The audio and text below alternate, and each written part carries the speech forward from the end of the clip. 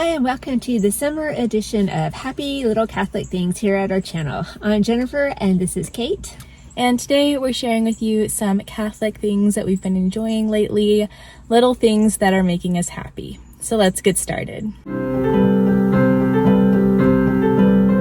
So our first happy little Catholic thing today is tiny Catholic churches. What is the smallest Catholic church in the world? A few years ago, we were able to tour a tiny house community, and that was super fun. And recently we were looking back at the pictures, and that got us wondering, are there tiny Catholic churches out there? And as it turns out, there definitely are, and we went down a bit of a rabbit hole looking them up. It was so much fun to see where they are and what they look like, but I will tell you what, not many people can go to Mass in a tiny Catholic church. So in case you're wondering, the smallest Catholic church in the world is St. Martin Catholic Church in Round Top, Texas, which is just outside Warrenton.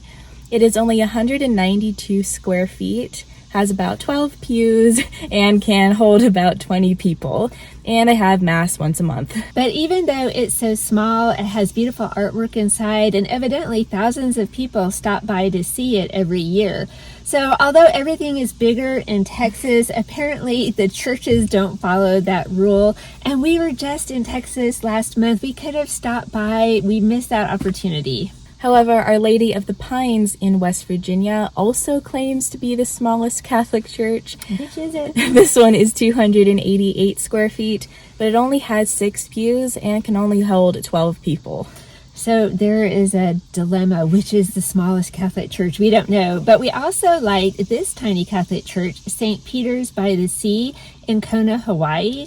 It is such a beautiful church in a beautiful spot. And I'm just saying that if they're going to ask for volunteers to attend Mass there, you can just go ahead and sign me up.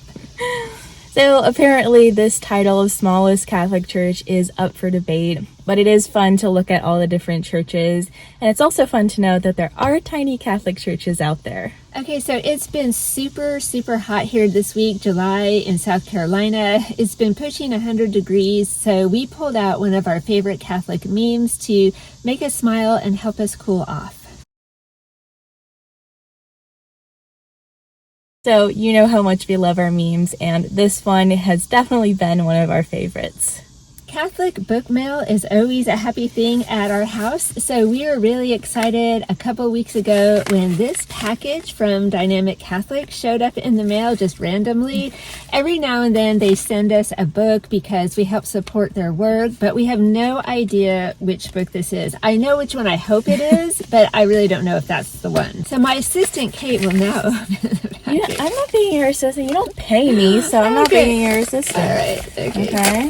Kate's going to open the package. It's 2 books. It's 2 books? Or 2. Oh my goodness, I'm excited. Yay, 2 books. I know. So the first one is The Wisdom of the Saints, 365 Days of Inspiration. Oh yes, because I have not even seen that book, but I was just thinking, like, we've read all of our daily books. What are we going to do next year? Boom, here we go.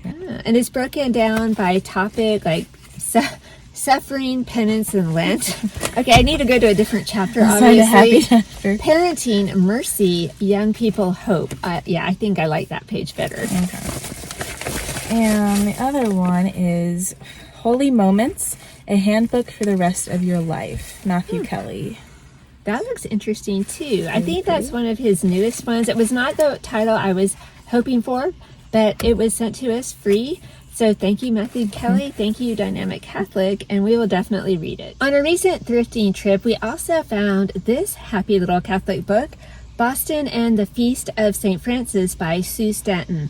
This is a title I have never heard of before, I've never seen before, so of course for $1 I had to bring it home. And for $1 she also broke her own rule about not buying any more St. Francis picture books, because we've got like 30 or something by now. We're not talking numbers today, Kate. Just let it go. just let it go. This is She can't stop. It's an addiction. It's a sickness. Kate's going to schedule an intervention for me.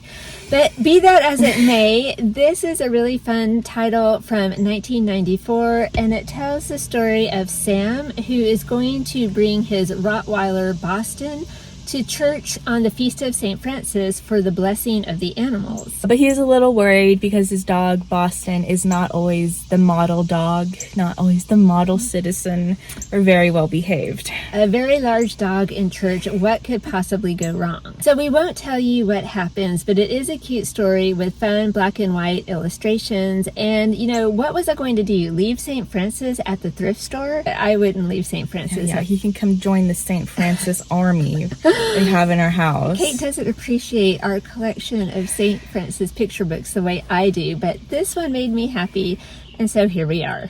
Our next happy little Catholic thing is some news we saw recently about Bishop Michael McGovern in Belleville, Illinois, who announced that he is going to sell the diocese's historic bishop's mansion, where the bishops have lived since 1948, and give the money from the sale to various ministries, including crisis pregnancy centers. So is that not just so cool? We read his letter to the diocese, and in it he says that he had been thinking of living a more simpler life and downsizing for over a year, but it was the overturning of Roe versus Wade that truly spurred him to make this decision so that the money could be donated, especially to pregnant moms. The money will also go to help provide Catholic educations for families in need and help support different youth ministries. So in case you're thinking that you might want to buy the mansion, let us tell you a little bit about it. It was built in 1860 and it's 2.5 stories, it's brick, and it sits on 1.63 acres. It has 13 rooms and the bishops have lived there for more than 70 years. And the mansion is expected to go on the market in August, though no price has been listed yet. We will not be bidding on this mansion. That's a little too expensive.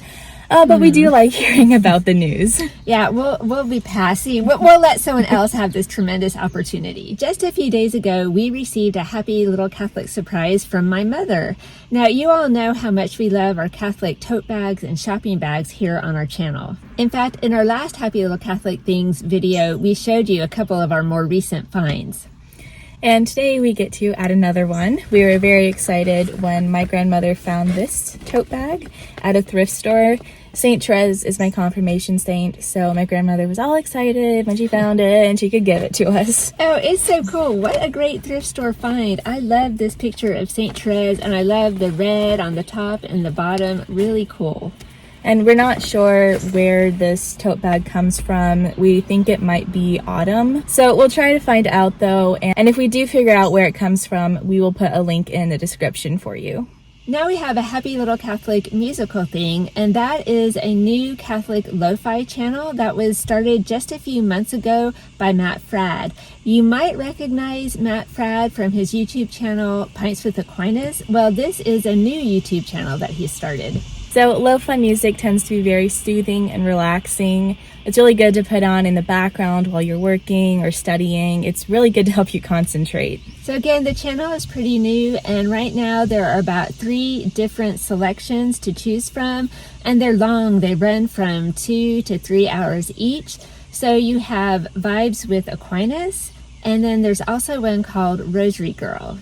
And the third one is Sleepy Dad, which is lo-fi mixed with Gregorian chant. So surprisingly, my favorite track is the Sleepy Dad with the Gregorian chant. I mean, I'm not some avid Gregorian chant fan, but I really enjoy listening to this one, and I frequently will turn it on when I'm working on the computer. And these could also be good for the upcoming school year, some background music for studying. So keep that in mind. I like using this during school, so it could be a good option. So we're going to leave you today with one more funny Catholic meme.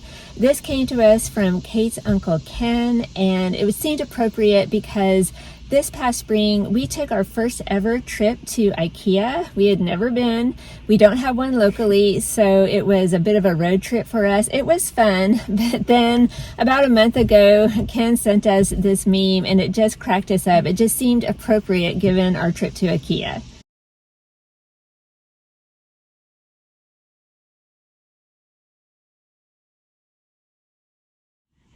So there you have it. Those are some of our happy little Catholic things from this summer. And let us know down in the comments what Catholic things you've been enjoying. Also, let us know if you've ever been to one of those tiny Catholic churches, because that is really cool. So we hope you enjoyed today's video. Thank you so much for watching, and we'll see you next time. Bye.